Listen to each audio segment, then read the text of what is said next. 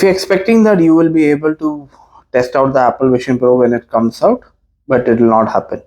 It seems like, according to the new report, Apple plans to slowly introduce the device along with initial sales starting in select stores in the US first.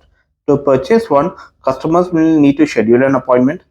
The appointment will be in designated areas in the stores with seating equipment for one or two demo units and tools for fitting accessories. Apple is developing an iPhone app and a physical machine to determine the optimal light seal by scanning the user's head. Initially, the special sessions will be only held in major areas like New York and Los Angeles, with nationwide rollout planned towards the end of the year.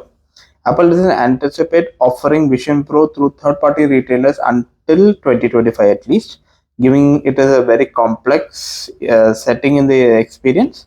Online sales in the US will start by early 2024.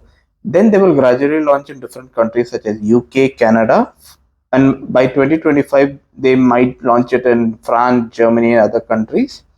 Apple is said to be already working on a second generation Pro model scheduled to release by 2026, as well as a more affordable Plus or non-Pro model. Apple estimated that initial sales will be around 1 million units for the first year. Now they have revised it down to less than 400,000 because they're having issues in manufacturing it.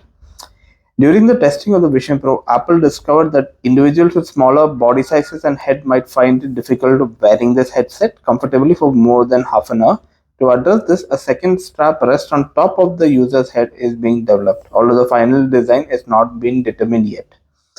Amusingly enough, Vision Pro includes built-in alerts to discourage users from wearing it while walking at certain speeds, aimed at preventing collision with walls. Apple has even considered those who want to use the headset while in a car or a plane. Very weird.